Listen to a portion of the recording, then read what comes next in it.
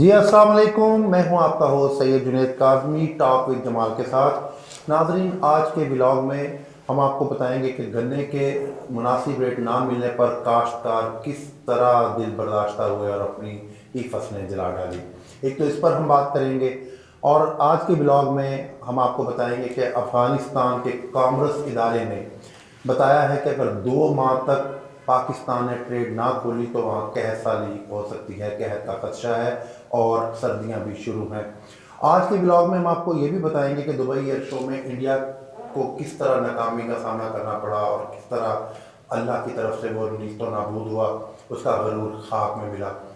اور آج کے بلاگ میں ہم آپ کو یہ بھی بتائیں گے کہ امریکہ نے نئے میزائل انڈیا کو دیے ہیں۔ اس پر ہم بات کریں گے، ہمارے ساتھ سینئر تجزیہ نگار جمال عظیم صاحب موجود ہیں۔ جی جمال صاحب، آج سب سے پہلے تو ہم بات کریں گے اس حوالے سے کہ کاشتکار اتنے دن برداشتہ ہیں کہ وہ اپنی ہی فصلوں کو آگ لگا رہے ہیں اور ریٹ بھی اس کا فصلوں کا مناسب نہیں ہے۔ لمحہ فکری تو ہے۔ اس پہ آپ کیا کہنا چاہیں گے؟ جی شکریہ کاظم صاحب۔ کاظم صاحب، آپ کو اس چیز کا اندازہ ہے کہ یہ شوگر مافیا یہ ہر دور میں انہوں نے کسانوں کو لوٹا ہے۔ آپ کو پتہ ہوگا کہ جب ان کا سیزن سٹارٹ ہوتا ہے، کرشنگ سیزن، یہ اگر یہ اپنی لابنگ کر کے اس کو لیٹ سٹارٹ کرتے ہیں۔ جتنا لیٹ کرتے ہیں اس کے اندر شوگر کوانٹٹی بڑھتی ہے اور ویٹ نیچے کو آتا ہے۔ یہ بھی بڑا اہم ایشو ہے۔ جی، اس کا بھی فائدہ شوگر مل والوں کو ہوتا ہے اور کسان کو اس کا نقصان ہوتا ہے۔ ہر گراؤنڈ کے اوپر زمیندار کو نقصان پہنچاتے ہیں اور اس کا استحصال ہوتا ہے۔ آپ دیکھیں کہ جب زمیندار فصل کا آغاز کرتا ہے تو وہ اپنی زمین بنانے کے لیے، زمین پریپیئر کرنے کے لیے جو ڈیزل استعمال کرتا ہے وہ بھی لون بیسس پہ ادھار پہ لیتا ہے۔ پھر وہ مارکیٹ سے کھاد لیتا ہے، اس کے اوپر ایکسٹرا چارجز وہ اس کو پے کر کے لیتا ہے، ٹھیک ہے۔ ایون کہ وہ فصل تیار ہونے تک وہ لون لے کے اپنی فصل تیار کرتا ہے، اور جب وہ فصل تیار ہوتی ہے تو یہ جو شوگر مافیا ہے ان کی کوشش ہوتی ہے کہ اب ہمارے پاس موقع ہے، اس کو لوٹنا کیسے ہے، ٹھیک ہے۔ اور وہ کرشنگ سیزن کو لیٹ کر دیتے ہیں۔ جیسے ہی کرش سیزن لیٹ ہوتا ہے تو وہاں بھی وہ زمیندار کو نقصان پہنچاتے ہیں، وہ اس سے بھی ارن کرتے ہیں۔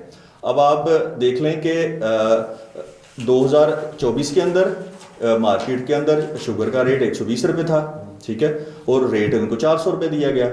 2025 کے اندر 400 کچھ روپے ان کا ریٹ تھا، تو شوگر کا ریٹ جو تھا وہ تقریباً 130-140 پہ تھا۔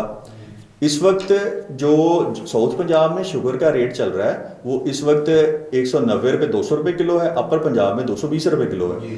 تو ابھی جو ریٹ اب ان کو جو دے رہے ہیں، یہ شوگر مالکان جو ریٹ دے رہے ہیں وہ 400 روپے سم تھنگ ہے۔ تو جو ایکچوئل کاسٹ نکالی جائے نا، فارمر کی جو کاسٹ نکلتی ہے وہ تقریباً 600 پلس ان کی کاسٹ نکلتی ہے۔ وہ صرف کاسٹ ہے، اس میں اس کا پروفٹ شامل نہیں ہے، کیونکہ وہ جس طرح یہ فصل تیار کرتا ہے اس کے اوپر اس کی بہت زیادہ اس کے اوپر کاسٹ آ رہی ہے، کیونکہ زمینی حالات کو اتنے اچھے نہیں ہیں۔ اور پاکستان ایک زرعی ملک ہے اور اس کے اندر زمیندار کے لیے کوئی پالیسی نہیں ہے۔ اب دیکھیں ابھی 27ویں آئینی ترمیم پاس ہوئی ہے، اس کے اندر انہوں نے پارلیمان کو مضبوط کیا ہے، ٹھیک ہے، سیاستدانوں نے اپنے مفادات کے لیے جو ہے نا وہ اس میں آئین سازی کی ہے۔ تو لمحہ فکریہ یہ ہے کہ انہوں نے زمینداروں کے لیے کیا کیا ہے، زمینداروں کے لیے کون سی پالیسی بنائی ہے۔ پاکستان ایک زرعی ملک ہے، 70% آبادی جو ہے وہ لوگ جن کا ذریعہ معاش وہ زراعت سے وابستہ ہے۔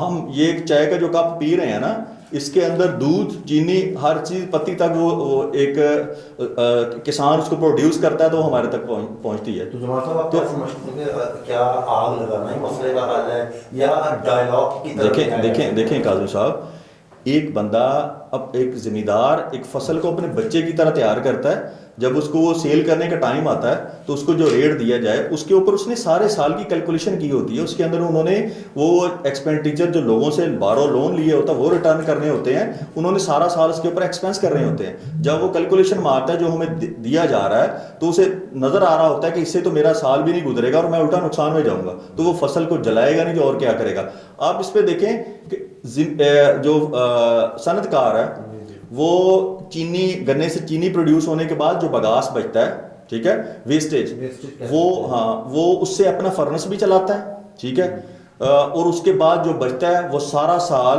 وہ پیپر ملوں کو سیل کرتا ہے, ٹھیک ہے. اس کے بعد جی اس کے بعد جو اس کی ویسٹیج بچتی ہے وہ ڈسٹرلی پلانٹس کو دیتا ہے, ٹھیک ہے نا, جو الکوہل کی ویسٹیج ہوتی ہے, اور جو مڈ بچتا ہے وہ بھی اس کا سیل ہوتا ہے, ٹھیک ہے. وہ جو ٹافی بنانے والی فیکٹری وہ لے جاتی ہیں. اللہ تعالیٰ نے گنے کو اتنا قیمتی پودا بنایا ہے کہ اس کی ہر چیز جو ہے وہ قابل استعمال ہے. اتنا کچھ کمانے کے بعد پھر بھی صنعت کار اور یہ شوگر مل مالکان وہ یہ ریٹ نکالیں 400 450 روپے, تو یہ تو زمیندار اپنی فصل جلائے گا نہیں تو اور کیا کرے گا. جی بالکل جمال صاحب, یہ تو بہت میں سمجھتا ہوں. اچھا جی قاسم صاحب, اس میں نا میں یہ کہنا چاہتا ہوں کہ مل مالکان کو اپنا دل بڑا کرنا چاہیے, ٹھیک ہے, اور حکومت کو بھی چاہیے فی الفور اس پہ کوئی ان کے ساتھ بیٹھ کے کوئی ڈائلاگس کریں, ان کے لیے ایک ایسی کوئی جامع پالیسی بنائی جائے گورنمنٹ کی طرف سے, ایک مناسب ریٹ نکلے جس کے اندر وہ ان کی تمام جو کاسٹ اس پہ جو آ چکی ہوئی ہے وہ اس کو کیلکولیٹ کریں, اور دین پھر ایک ایسا ریٹ نکلے جس کے اندر زمیندار خوشحال بھی ہو. زمیندار خوشحال ہوگا, ہمارا ملک خوشحال ہوگا.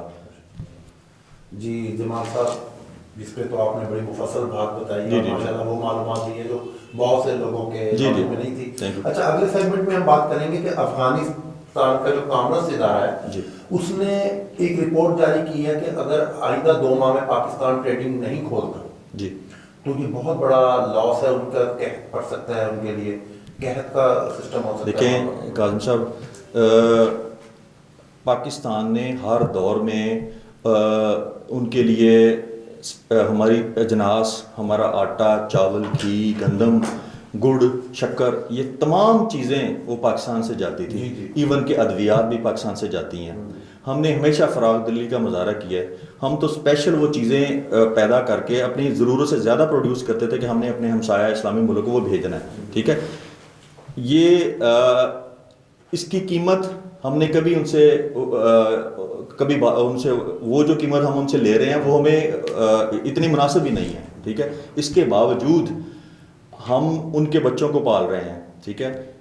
انہوں نے ہمارے ساتھ جو جس طرح کے معاملات ماضی میں کیے ہیں انڈیا کے ساتھ مل کے, ٹھیک ہے, یہ نامناسب ہیں. اور اب انڈیا کے ساتھ مل کے انہوں نے انڈیا افغانستان کے لیے ایک ایئر کارگو جو ہے نا وہ ڈیزائن کر رہا ہے کہ جو ہے نا ہم جہاں بائی ایئر ٹریڈ کریں گے. اچھا اب ایک سوچنے والی بات ہے کہ پاکستان کی فضائی حدود تو ہم استعمال نہیں کرنے دیں گے. وہ اگر مڈل ایسٹ سے آ کے اپنی اجناس لے کے جاتا ہے, ٹھیک ہے, تو وہ ان کو کتنی کاسٹلی پڑے گی. وہ ظاہر ہے ایک چکر جی, تو ایک چیز اگر 500 روپے کلو ہے تو وہ اتنا لمبا سفر کرنے کے بعد وہاں تک پہنچے گی تو 1000 روپے کلو ہو جائے گی. ان کا ڈالرز میں نقصان ہے.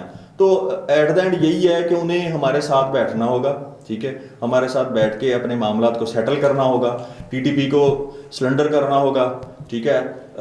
دین جو ہے ہم ان کے لیے ٹریڈ کھولیں گے. ادروائز افغانی قوم کے لیے ایک بڑا مشکل ٹائم آنے والا ہے. جو ان کے ادارہ کامرس ہے انہوں نے جو رپورٹس نکالی ہیں انہوں نے کہا ہے کہ ہمارے پاس تو جلانے کے لیے لکڑی بھی سردیوں میں نہیں ہوگی, اور جس طرح کے وہاں کے سردی کے حالات ہوتے ہیں.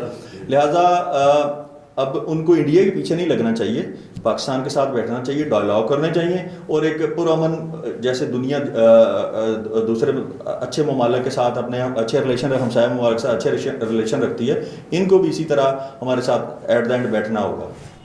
تو اس میں افغانستان کو یہ تو خیال رکھنا چاہیے کہ پاکستان نے کتنی قربانیاں اس کے لیے دی ہیں اور پاکستان نے کتنا ان کی ساتھ زندگی جنگ لڑی ہے. کنسا ہر دور میں ہم نے, اور بھارت کے ساتھ مل کر جس طرح انہوں نے غیر ذمہ دارانہ ہر دور میں ہم نے سیکریفائز کیا ہے, قربانی دی ہے, ٹھیک ہے نا.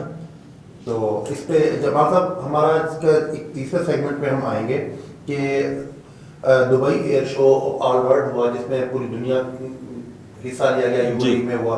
تو اس میں بھارت کا تیزس طیارہ جو ہے وہ دورانے پر اپنا ایئر شو کے دوران گر کر تباہ ہو گیا. یہ ہمارا تو یہ ماننا ہے کہ یہ اللہ تعالیٰ کا غرور ہاتھ میں ملایا جس طرح وہ ایسے ہی. تو آپ اس میں کیا کہنا چاہیں گے؟ سر کنسا یہ سمپل سی بات ہے, یہ پوری دنیا کے اندر جو ممالک اپنے جہاز بناتے ہیں وہ دبئی کے اندر اور پورے دنیا کے اندر 5 ممالک کے اندر یہ فضائی مظاہرہ ہوتا ہے. اور جو کمپنیاں اپنے جہاز بناتی ہیں، جنگی جہاز بناتی ہیں، وہ وہاں ان کا مظاہرہ کرتی ہیں کہ کس ورژن کے ہیں اور کیا کیا اس کے اندر ٹیکنالوجیز ہیں. اچھا، ابھی اس کے اندر جو حالیہ دبئی کے اندر مظاہرہ ہوا ہے، اس کے اندر جو انہوں نے اپنا طیارہ لے کے آئے ہیں اس میں شو کے لیے، وہ ٹیکنیکلی طور پہ پہلے ہی فیل تھا، اس کے اندر بہت سارے ٹیکنیکلی فالٹ تھے. تو انہوں نے وہ چیزیں آپ نے وہ دیکھی ہوں گی، ان کی تو بڑی ویڈیو وائرلز ہوئی ہیں، ان کے کچھ ان کے لیکیج ہو رہی تھی اس میں سے، تو سیلز وغیرہ لیک تھیں. اس کے باوجود واجپئی صاحب کی اس نے انسسٹ کیا کہ اس مظاہرے کے اندر یہ ہمارا لوکل میڈ ہے، یعنی کہ وہ انڈیا نے خود بنایا ہے، تو اس کے اندر اس جہاز کا جو ہے نا وہ مظاہرہ کرنا بہت ضروری ہے. تو انہوں نے اس کو انسسٹ کیا.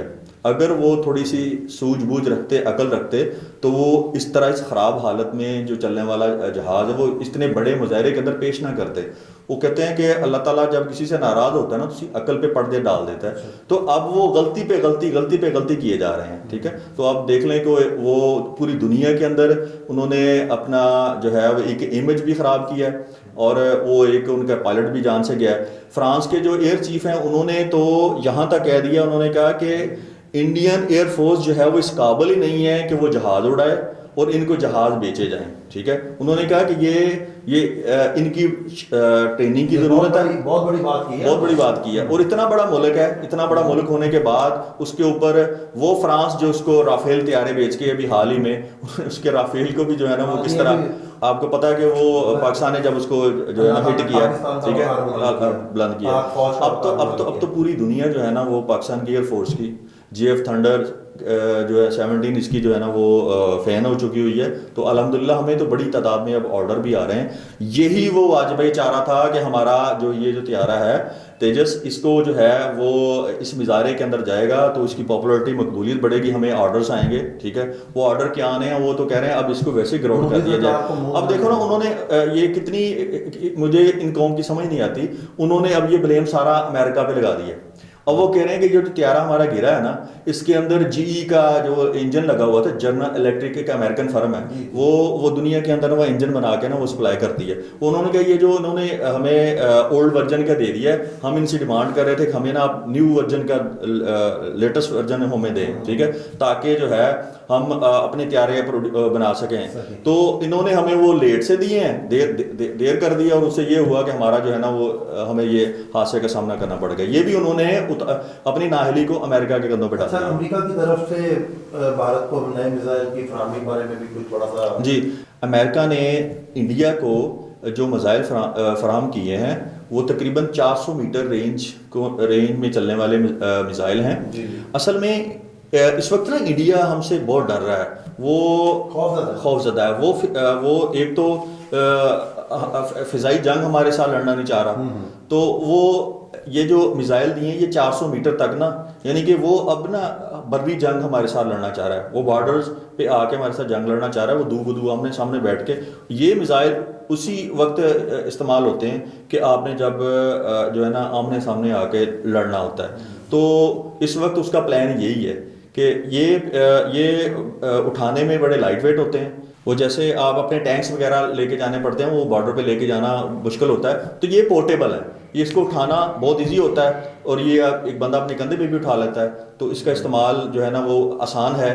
اس لیے وہ اپنی اسٹریٹجی اب اس وقت انڈیا کی جنگ کی اسٹریٹجی کوئی سمجھ نہیں آ رہی. وہ ہمارے ساتھ جنگ لڑنا بھی چاہ رہا ہے لیکن وہ خوف زدہ ہے. کبھی کہہ رہا ہے کہ میں نے جو ہے وہ سمندری رستوں سے میں نے جو ہے نا وہ کرنا ہے، اٹیک کرنا ہے، بحریہ کی طرف سے اٹیک کرنا ہے. ٹھیک ہے، کبھی کہہ رہا ہے میں نے جو ہے نا وہ بارڈر پہ آنا ہے. لیکن اس میں دیکھیں کہ اللہ تعالیٰ نے پاک فوج کو عزت دی، پاکستان کا وقار بلند کیا، اور دبئی میں فضائی مظاہرے کے دوران انڈیا کا تکبر خاک میں ملا ہے پاکستان کو، اور پاکستان فوج کو، پاکستان ایئر فورس کو وہاں بھی عزت سے نوازا گیا. ایسا ہی ہے، یہ میرے رب کی عطا ہے، اور اللہ تعالیٰ کا لاکھ لاکھ شکر بھی ہم ادا کرتے ہیں. تو یہ جمال عظیم صاحب اس اہم کرنٹ ایشوز پر بات کر رہے تھے، ہمیں ہر ایشو پہ جو کرنٹ افیئرز ہیں اس پہ آگاہ کر رہے تھے. تو ناظرین اب ہم آپ سے اجازت چاہیں گے. آپ سے گزارش ہے کہ آپ ہمارے چینل کو JNN کو سبسکرائب کریں، اور تاکہ آپ کو ہر نئی آنے والی ویڈیو ملتی رہے. میں آپ سے اجازت چاہوں گا. اللہ کے بعد.